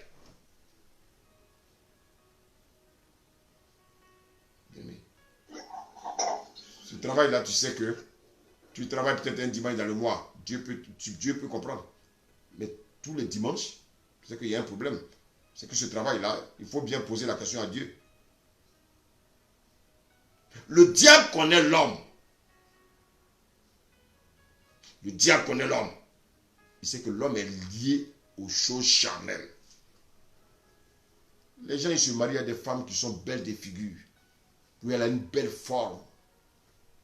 Mais, et son cœur, comme tu ne la connais pas, aie une bonne intimité avec Dieu pour que Dieu te choisisse ta femme. Parce que sinon, tu vas souffrir. Je ne dis pas que toutes les femmes belles ont un problème de cœur. Non. Je dis, laisse Dieu lui-même t'orienter. Parce que le diable va t'envoyer une qui est belle, mais elle va venir te faire souffrir dans le couple. Une femme qui est toujours énervée. Une femme qui est toujours impulsive. On ne sait pas ce qu'on lui fait. Elle n'est jamais contente. Une femme qui va venir te faire dépenser inutilement. Une femme qui va venir convoiter. Quand elle va chez sa copine, quand elle arrive net, oui, il faut l'acheter ça, il faut... Tu vas mourir, frère. Tu as écouté qui? Le diable. Chaque fois que tu as un besoin, le diable se précipite parce qu'il veut t'éloigner, bien-aimé, de la volonté de Dieu. Il connaît ton type de femme, il connaît. Il connaît ton point faible. Parce que tu étais dans le monde là-bas avec lui. Il va maquiller une femme démoniaque. Et puis il va venir te servir. Et demain, tu auras tes yeux pour pleurer. Au lieu d'attendre Dieu, que Dieu t'envoie une femme. Elle peut être peut-être insignifiante, mais remplie des choses de l'esprit. Une femme simple, sobre. Mais comme elle ne sait pas s'habiller, elle n'a pas de goût, tu la rejettes, mais tu ne sais pas que tu viens de rejeter Dieu. Parce que c'était le choix de Dieu. Tu veux l'extravagance, le tape à l'œil. Le diable va te l'envoyer. Et un matin, quand elle va s'élever, elle va te dire, j'ai eu une vision. Ah bon? Oui, le Seigneur me dit que moi je dois devenir pasteur comme toi. Hein? Oui, en tout cas, Dieu m'a parlé. Dieu m'a parlé. Et puis après, elle va te dire, non, moi je ne peux plus vivre avec toi, moi je vais divorcer. Bien-aimé, laissons l'Esprit de Dieu nous conduire. Le diable est toujours disponible pour tout ce qui concerne les besoins charnels. Il est prêt à nous satisfaire. Par contre, spirituellement, il ne peut pas augmenter notre vie de prière. Il ne peut pas augmenter notre vie de méditation. Bien-aimé, il ne peut pas nous aider à jeûner. Bien-aimé, il n'a pas ces choses-là en lui. Ce qu'il a en lui, c'est de t'opposer à l'œuvre de Dieu. Ce qu'il a en lui, c'est de t'opposer à la volonté de Dieu. Ce qu'il a en lui, c'est de te, bien-aimé, de te pousser à pécher. Bien-aimé, est-ce que Jésus a péché? Non. Le diable vient nous attaquer. Ce n'est pas parce qu'on a péché. Mais parce qu'il sait qu'on a un besoin charnel. Donc il viendra nous déstabiliser pour nous voler notre bien-être. Et maintenant, il va nous proposer ce qui peut nous éloigner de Dieu. Ou ce qui peut nous souiller. On dit que Jésus eut faim. Regardez. Regardez ce que le diable va lui proposer. Serviteur, on retourne dans Luc 4, s'il te plaît.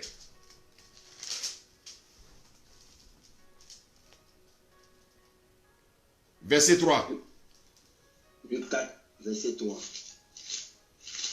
Je lis la parole. Amen. Excusez-moi.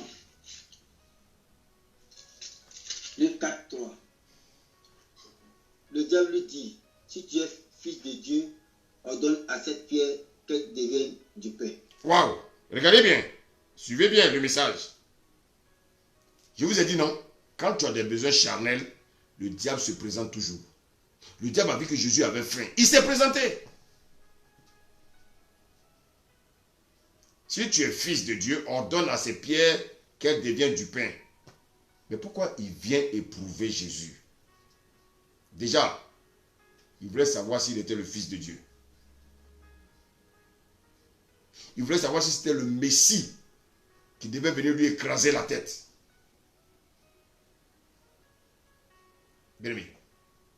Regardez tous les prophètes que le Seigneur a envoyés là. Le diable les a tous décapités. Parce qu'il ne sait pas qui est Jésus parmi eux. Il savait que le Messie devait venir.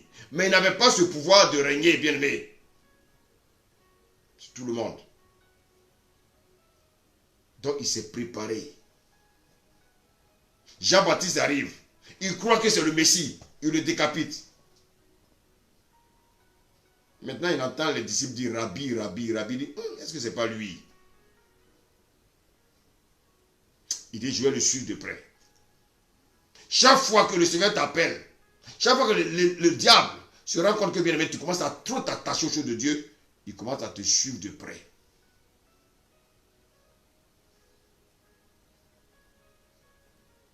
Il commence à te suivre de près. Alléluia.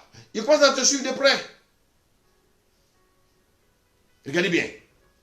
Quand il a dit, si tu es le fils de Dieu, on donne à ces pierres qu'elles deviennent du pain.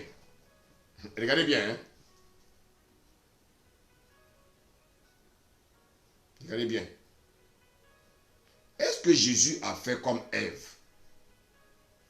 Ah non, moi je ne suis pas le fils de Dieu. Hein? Ou bien, Dieu m'a envoyé pour te chasser. Jésus n'a même pas dit ça. Dieu a-t-il réellement dit? Oui, Dieu a dit, nous mangerons les arbres de la... Elle a commencé à tout raconter. Elle s'est dévoilée. Des choses que le diable ne savait pas. Elle va dévoiler. Vous savez, souvent quand Dieu nous donne des missions, il veut que nous soyons sages et discrets. Regardez Jésus, regardez la réponse de Jésus. Il est écrit. Il est écrit.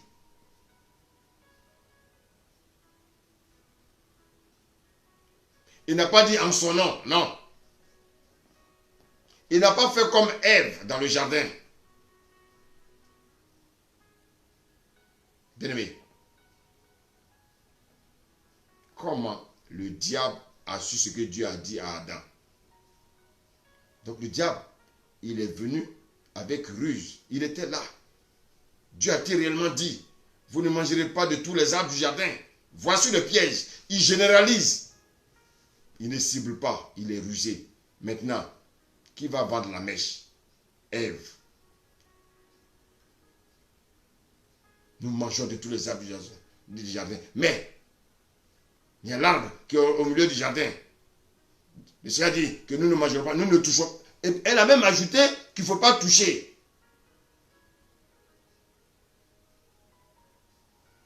Alors, bien aimé, Dieu a dit, vous ne mangerez point et vous ne touchez point. Dites-moi, pour manger là, on doit toucher, non? On doit toucher. Elle dit, vous ne touchez point, de peur que vous mourrez. Vous savez pourquoi Ève a échoué? Parce que Ève ne connaissait pas la parole. Le diable, la parole de Dieu là, lui trompe ça à sa manière pour voir si tu connais la parole.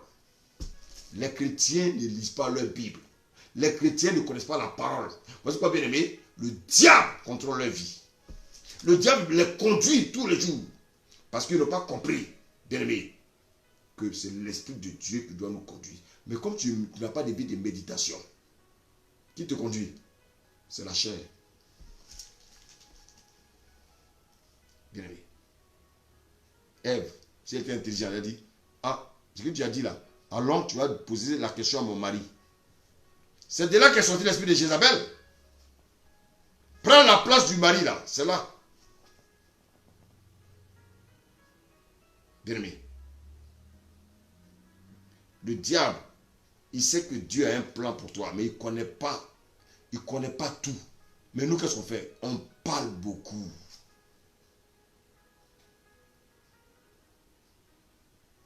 Et souvent, à force de parler, nous renseignons le diable.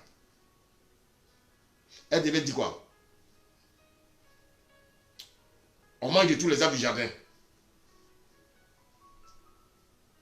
Donc, le diable, il a utilisé la même stratégie de commencement avec Jésus. Il n'a pas changé. Parce qu'il sait que Jésus avait des besoins charnels. Ève aussi avait des besoins charnels. Il n'est pas passé. Je vous dis que là où il y a des besoins charnels, le diable se précipite. Il sait que Jésus sort d'un moment de jeûne. Il sait que Jésus a un besoin de manger. Le diable a décidé de le tenter. Si tu es fils de Dieu, ordonne à ces pierres. Bien-aimé. Bien-aimé. Bien-aimé. Jésus lui dit quoi? Il est écrit, l'homme ne vivra pas seulement de pain, mais de toute parole qui sort de la bouche de Dieu. Le Seigneur nous conduit au désert, non pas pour manger le pain physique, mais pour manger la nourriture spirituelle qui est Christ.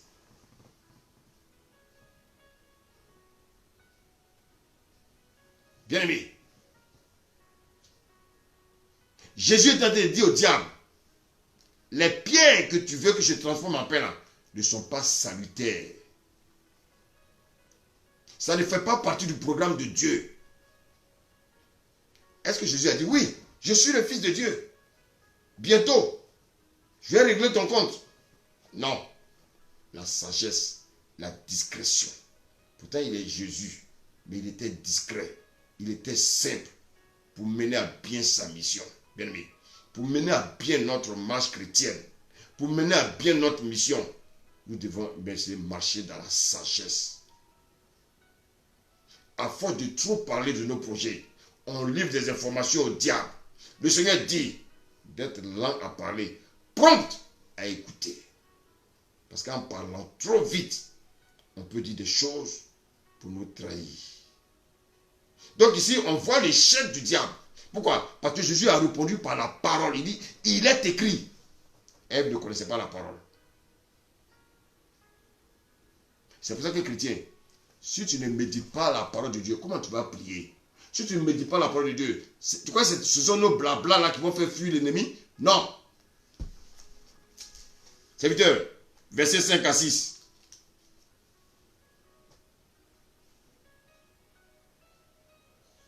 Verset 5 à 6. Verset 5 à 6. Amen, oui. Je lis la parole. Le diable, l'ayant élevé, lui montra en un laissant tout le royaume de la terre. Et il lui dit, je te donnerai toute cette puissance et la gloire de ces royaumes, car elle m'a été donnée et je la donne à qui je veux. Regardez. Il dit, elle m'a été donnée. Qui lui a donné? Mais c'est Adam. Adam lui a tout donné. Aujourd'hui, le diable est le gérant de ce monde. En une fraction de temps, bien aimé, en une fraction de seconde, il peut détruire notre vie. Par nos propres paroles, par nos propres actes. Nous pouvons livrer nos vies au diable. Qui peut provoquer notre mort. Vous savez, faire comme les agents du KGB. Même si on doit les scier, ils ne sortiront jamais le secret. Satan dit quoi? C'est à moi que ça appartient. L'insensé d'Adam me l'a donné. Et regardez ce qu'il demande à Jésus. Il dit, je te donnerai. Serviteur, lis le verset 7. Il dit, je te donnerai toutes ces richesses et la gloire de ce royaume. Verset 7. Verset 7. Si donc tu te procèdes devant moi, elle sera toute à toi. Et regardez, aujourd'hui, tous les richards de ce monde, tous les présidents de ce monde, tous les hommes riches là, ils vont se prosterner devant qui? Devant Satan. Et il y a des chrétiens, ils lisent la parole de Dieu. Jésus a refusé de se prosterner devant le diable. Il y a des chrétiens qui vont se prosterner devant le diable à cause des choses matérielles. Et ils viennent à l'église pour rendre témoin, pour dire que Dieu les a bénis. Ne mentez pas sur Dieu. Je ne dis pas que Dieu ne bénit pas. Comprenez mon message. Dieu bénit. Mais Dieu donne aux gens qui sont sages. Quand le diable demande à Jésus de se prosterner, qu'est-ce qu'il était en train de demander à Jésus? Il demande à Jésus de lui rendre un culte. Il voulait devenir la divinité de Jésus. Mais regardez, est-ce que ce qu'il a demandé à Jésus était difficile? C'était simple.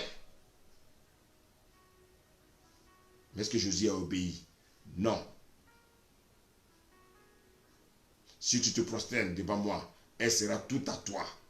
Regardez combien de fois souvent les chrétiens tombent dans le piège de l'ennemi. À cause de nos convoitises charnelles. Mais Jésus est resté serein.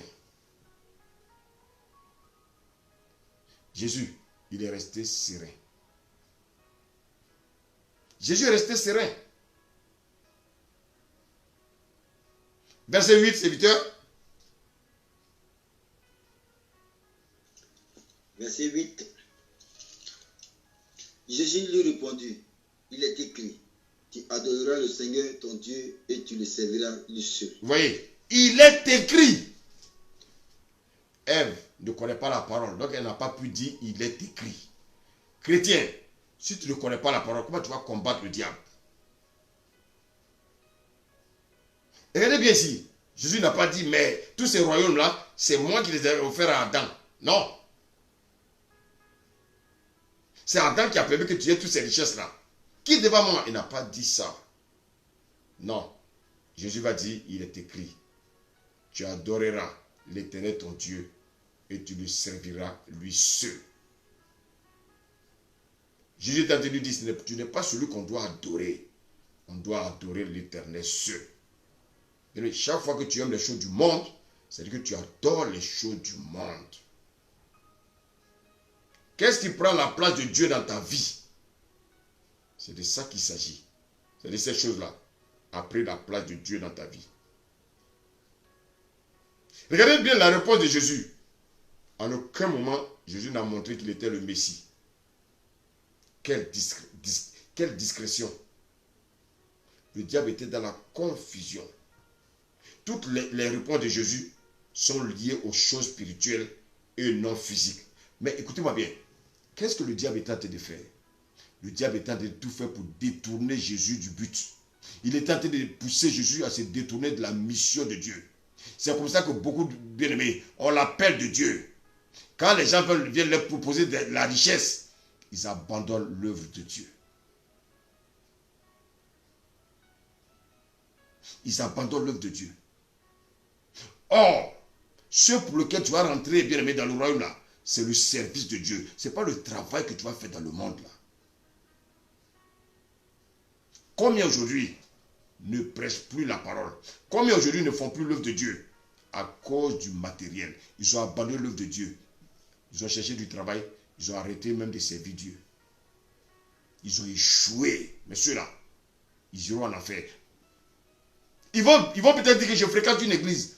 Mais Dieu ne t'a pas appelé à aller t'asseoir sur une chaise. Dieu t'a appelé à être un prédicateur. Dieu t'a appelé à être un serviteur de Dieu. Dieu ne t'a pas appelé pour être un simple chrétien qui va s'asseoir pour écouter les messages tous les dimanches. Bien-aimé. Regardez bien les réponses de Jésus. Toutes les réponses de Jésus sont des réponses spirituelles. Les réponses de Jésus sont liées aux choses spirituelles et non les choses terrestres et physiques. Il dit, la première question, il dit, l'homme ne vivra pas seulement de pain, mais de toute parole qui sort de la bouche de Dieu. Bien-aimé. Bien-aimé. Et c'est ce que Jésus était en train de dire. Jésus, il a créé la confusion dans le camp de l'ennemi. Le diable était confus des réponses de Jésus. Bien-aimé. Deuxième tentative, qu'est-ce qu'il a dit? Je te donnerai le royaume. Jésus va lui dire, il est écrit. Tu adoreras le Seigneur ton Dieu de tout ton cœur. Tu le serviras lui seul. Vous voyez, les réponses de Jésus sont liées aux choses spirituelles. La troisième tentative, serviteur, lis le verset 9. Verset 9. Le diable le conduisit encore à Jérusalem, le plaça sur le haut du temple et lui dit, si tu es fils de Dieu, jette-toi d'ici en bas, car il est écrit, il donnera des ordres à ses anges à ton sujet, afin qu'ils te gardent. Verset 11. Et ils te porteront sur les mains, de peur que ton pied ne heurte contre une pierre. Est-ce que quelqu'un peut me dire où, dans quel passage le diable a tiré ce passage, ce verset? C'est dans quel livre le diable a tiré ce verset-là? Le psaume 91. Très bien. Donc vous voyez que le diable, il connaît la parole. Mais si toi tu ne connais pas, tu es fils de Dieu, tu ne connais pas la parole. Mais le diable va te niquer. Mais regarde le diable, il conduit Jésus en haut du temple et puis lui dit, jette-toi. C'est comme les hommes de Dieu, il dit, oui, écoute, tu as l'onction, va prier pour tous les malades, ils vont guérir. Est-ce que c'est Dieu qui t'a envoyé? Est-ce que c'est Dieu qui t'a parlé? Il faut que Dieu te parle. Bien aimé, quand on prêche là, il y a la voix de Dieu qu'on entend. Dieu dit, voilà, la personne qui est derrière là-bas, va prier pour elle. Parce qu'on a entendu. C'est pour ça que souvent, à l'assemblée, vous remarquez, souvent, je ne prie pas pour tout le monde. Pourquoi? Parce que je me laisse conduire par l'Esprit de Dieu. Bien aimé, si tu es fils de Dieu, tous les jours, il pose la même question. Il demande à Jésus de se jeter du haut de cette montagne. Mais est-ce que Jésus va se laisser tomber? Non. Quelle est la réponse de Jésus? Serviteur, lis la suite. Amen. Amen. Verset 12. Jésus lui répondit, il dit, tu ne tenteras point le Seigneur ton Dieu. Après l'avoir tenté de toutes ses manières, le diable s'éloigna de lui jusqu'à un moment favorable. Jusqu'à un moment favorable. Lui ne se décourage jamais. Bien-aimé, je vais terminer là. Pourquoi les chrétiens tombent devant les tentations et les ruses du diable? Parce que les chrétiens aiment le monde. Les chrétiens ne connaissent pas les Écritures. Le diable trompe les Écritures pour nous faire tomber. Jésus n'a jamais dit, je suis le fils de Dieu, je suis fort. Jésus n'a jamais dit que si je tombe, je ne mourrai pas. Jésus n'a pas dit ça. Il a ramé, il dit toujours, il est écrit. Tu ne tenteras point. Le Seigneur utilisait toujours la parole. Jésus n'a pas dit que oui, tant que je suis venu pour une mission, tant que je ne finis pas la mission, personne ne peut me tuer. Jésus n'a pas dit ça. Bien-aimé, le diable est ignorant de la mission que Dieu nous a confiée. Mais c'est nous. On s'expose régulièrement. Bien-aimé, ce que je voulais te dire ce soir, le diable est très rusé. Le diable sait que tu as des besoins. Il va t'éloigner de l'essentiel. Il va te pousser à t'inquiéter du manger, du vêtir et du boire. Alors que le Seigneur t'a dit, ne t'inquiète pas de ces choses-là. Ne t'inquiète pas ni du manger, ni du boire, ni du vêtir. Mais le diable va te pousser. Regardez toutes les questions que tout ce qu'il a proposé à Jésus, ce sont les choses charnelles. Il veut que Jésus transforme les pierres en pain. Il dit à Jésus que si Jésus l'adore, il va lui donner toutes les richesses. Bien aimé, regardez. Tout ce que le diable va te demander, il va te demander des choses charnelles. Toi qui as l'appel, il faut savoir que le diable va te tenter. Il va tout faire pour t'empêcher de faire l'œuvre de Dieu. Et c'est pour ça qu'il est bien aimé. Serviteur, on va lire un dernier passage. Dans Colossiens 3. Colossiens 3. À partir du premier verset.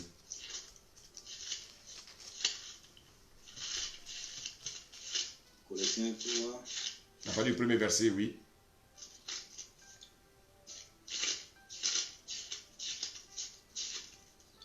Je lis la parole. Amen. Si donc vous êtes ressuscité avec Christ, cherchez les choses d'en haut, où Christ est assis à la droite de Dieu. Verset 2. Verset 2. Affectionnez-vous aux choses d'en haut et non à celles qui sont sur la terre. Merci, serviteur. Amen. C'est là que je vais clôturer mon message. Le Seigneur dit que sa volonté, c'est que nous recherchions les choses d'en haut. Matthieu 6, verset 33 dit de chercher premièrement le royaume des cieux et sa justice.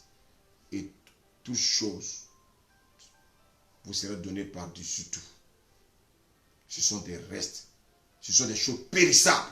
Mais regardez-nous, on cherche les choses périssables et puis on néglige, bien aimé, les choses du royaume. Je vous en prie, chrétiens, vous qui écoutez ce message, je vous en prie, nous sommes dans les derniers temps. Le diable redouble d'efforts pour nous distraire. Le diable redouble d'efforts, bien aimé, pour nous pousser, bien aimé, pour nous faire croire qu'on a des manques. Je vais te dire que si tu manques de quelque chose, c'est normal. Parce que le Seigneur dit que nous sommes actuellement en plein désert. Si tu n'as pas à manger, prie. Tu n'as pas à boire, prie. Mais ne fais pas de ça une montagne. Le diable va te pousser à rechercher ces choses-là. On va rechercher à acheter des voitures. Oui, il faut que je change ma voiture. Il faut que je change ma télé. Il faut que je fasse ici. Il faut que je parte en vacances. Il faut... Bien aimé, ce n'est pas ça le plus important. Je ne dis pas que c'est mauvais. Mais le plus important, il faut rechercher les choses de Dieu. Et en général, quand on est conduit par le Saint-Esprit ne nous pousse pas vers les choses charnelles. Le Saint-Esprit nous dirige toujours vers les choses spirituelles. Toi qui as l'appel, ou bien toi qui es établi comme homme de Dieu, il faut que tu aies des moments d'intimité avec le Seigneur. Il faut que, bien aimé, laisse l'Esprit, lorsque le Saint-Esprit te parle, prends des moments, cherche un lieu, un endroit où tu seras paisible avec le Saint-Esprit. Il y a des choses qui veulent te révéler, mais tu l'empêches de te le révéler, parce que tu n'es pas seul avec lui. Tu es dans la distraction. Et donc, c'est bien aimé. Ces choses-là sont restées suspendues. Et aujourd'hui, tu as l'impression que tu tournes en rond. Tu tournes en rond. Pourquoi? Parce que tu ne veux pas que Dieu te parle. Tu veux que Dieu te parle. Cherche un lieu de désert. Va chercher la face de Dieu. Et tu verras que le Seigneur va se révéler à toi. Père, je bénis ton nom ce soir. Je te rends toute la gloire pour ta parole. Ta parole qui est esprit et vie. Seigneur, tu nous as fait comprendre, Seigneur, que le désert est une étape obligatoire. Le désert est inévitable. Seigneur, je te prie de fortifier tous les chrétiens. En ces moments difficiles, Là où nous attendons, Seigneur, le rafraîchissement. Père, nous voulons nous laisser conduire par toi. Seigneur, tu as dit que nous allons connaître des tribulations. Tu as dit que nous allons connaître des souffrances. Mais tu vas toujours nous délivrer. Seigneur, nos yeux sont fixés sur toi. Seigneur, pour tous ceux qui sont connectés, sur quoi écouter ce message, je prie au nom de Jésus, que ce message transforme leur vie. Oh Jésus, tu es fidèle. Tu es le Dieu que nous aimons. C'est toi qui nous as aimés le premier. Seigneur, nous t'aimons aussi. Voici quoi, Père, nous sommes prêts à tout abandonner pour toi. Sois élevé, sois glorifié. Au nom de Jésus, Amen.